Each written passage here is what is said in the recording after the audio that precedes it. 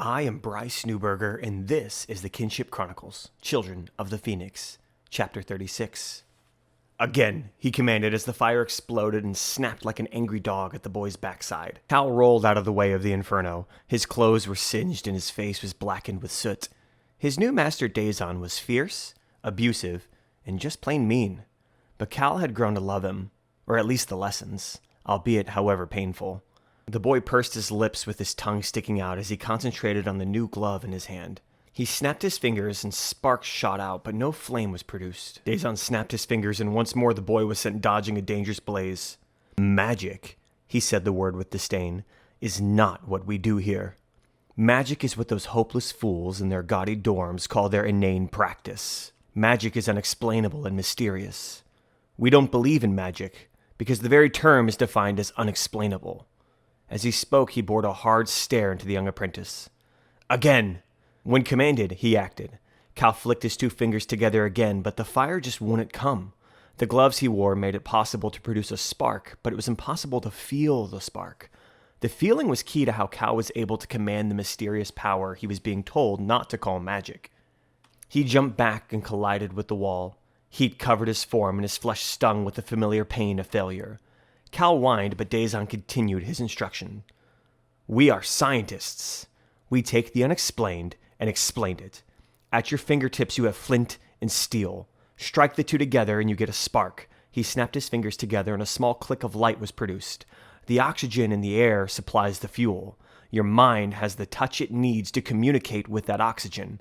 He rubbed his fingers once more. This time a tiny fire lingered over his hand for a half second, then erupted into a blaze that shot upwards. Feel the oxygen. Recognize the fuel in the air. You breathe it in and out. Do you feel that? The world was meant to burn. Again! Cal closed his eyes. He breathed in deep, filling his lungs with oxygen, the fuel his spell required. The student held his fingers in front of his lips and clicked the fingers together. The spark alighted the front of his face with its tiny illumination. He felt the heat on his skin. He exhaled and focused on the wind rushing from his lungs as he flexed his diaphragm. The boy felt like he was a fire-breathing dragon. A cone of fire filled the room before he felt a hard fist crash into his jaw and send him sprawling to the floor. Congratulations. You can create fire. But surely you didn't think that was anything to brag about. You hit me, Cal protested the abuse. I learned the lesson and you still hit me. Dazon kicked Cal hard in the gut. The lesson is survival, and it's a cruel teacher. When you think you've mastered one thing, you will learn just how far you have to go. When you climb that mountain, when you reach that peak, you will notice that you're only at the precipice of a plateau connecting to a much larger cliff face. That's not fair, the boy announced again, but he quickly had to throw his hands up to block another incoming strike from his master. Now you're getting it. Life is pain. Life is pointless. It would be better for you to kill yourself now than to continue with my training, because once you think you are ready to graduate... He paused and looked at the boy. He was no longer staring at young Cal, but at a young Frederick. I will probably have to kill you. Cal looked up at the teacher with sheer confusion. The little boy was finally speechless. Again! After their training session, Cal was washing the soot from his face and changing his clothes. After this personal hygiene, he would have to start scrubbing the floor and cleaning the weapons. Master, what are we doing? Dazon was strewn out on a cot, smoking a long pipe. We are going to stop Grexis from unleashing an army of terrors. I have told you this already. Yes, master. But why? Dazon actually turned a curious eye at the boy. I mean, if life is pointless, then why do we care what Grexis does?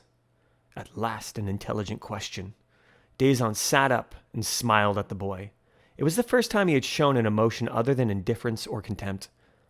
Because we have the power to stop him, was the best answer he could give, though truthfully, he often wondered the same thing. Cal wasn't satisfied with the answer, but had learned by now not to stick with the same question for too long. Are we good guys? Dazon reclined back into his cot. There is no such thing as good. There are simply actions we take and their consequence. He was going to leave it at that, but his own mind seemed to draw a conclusion he decided to share with the boy. Grexis is making his actions because he wants power, but I cannot live with his actions' consequences, so I am going to stop him. This is not because I am good. It is because it better serves my interest of survival." Cal knew better than to press more, but his inquisitive nature demanded he ask more of his master. He almost flinched when he asked, "But why survive if it's pointless?" "Because our nature demands it. It's simple science." Cal resumed dressing himself and then began to scrub the floors of their hidden training facility. The next morning, Cal was awoken by getting his cot overturned and being spilled onto the floor. Their training began immediately where they had left off with the fire. The days were getting longer and longer, and his soreness was increasing as a result. Cal was never given recovery time for injuries or wounds.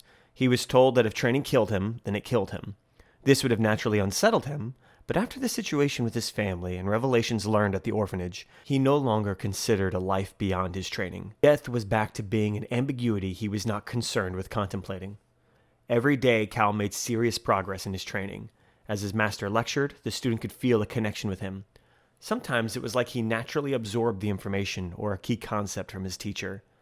Despite however fast he thought he was learning, Daison never seemed impressed. In fact, it was usually the moment of mastery that he was attacked with a violent expression of what the next lesson would be. That day, Cal learned how to read if an opponent was going to attack him while he was also creating fire. The training wrapped up, and it was once again time for Cal to ask questions of his master. Daison was at first annoyed to no end by the questions, but that feeling lessened as he realized the boy showed a comprehension and retention of information well beyond his years. "Master," Cal addressed the gruff tutor with the same title every time. Daison would never tell the boy that he appreciated this. "I just want to say, thank you." The dark-haired ruffian was taken aback by the gratitude. The boy was filthy, bruised, and bloody from the damage Daison had inflicted on him. More than that, he constantly told the boy he would probably kill him and encourage him towards becoming apathetic towards life. "Thank you?" It was one of the only questions Daison ever asked Cal. I have reason to live. It is his training. That is, you are like my dad." The boy was trying to express an emotion he didn't understand. Daison stood from his cot and approached the boy. He tilted the boy's chin up so they could see each other's eyes. His expression was, as always, hard and unreadable. "I'm not your dad. Your dad is dead. You owe me nothing because I owe you nothing. You are a means to an end. You had better hope you are useful to my plans." Cal teared up and muscled his head away. Before the conversation could finish, a town crier was heard walking up and down the streets yelling, "Hear ye, hear ye! The king announces war with the Third Empire! A turner to war with the Rise Reach!" Unsettling news, to be sure, but no surprise to Daison. It was a second message which came as a shock. "Archmage Grexis announced a second advisor to the king. Expect a visit from local mages guild recruitment for an emergency draft of mages." Daison quickly snatched up his pack and began to strap on his gear.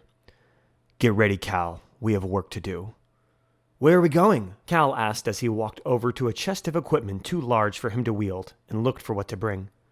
"Cal, use that chest over there." He was directed to a chest labeled Frederick. "We are going to kill Grexis." Thank you for listening. I'm Bryce Newberger, and this has been the Kinship Chronicles, Children of the Phoenix. If you enjoyed what you heard and you'd like to purchase the full book, then either look up New Books on the Google Play bookstore, NEU Books, or simply click the link in the description. The book is only $5, and I appreciate your support.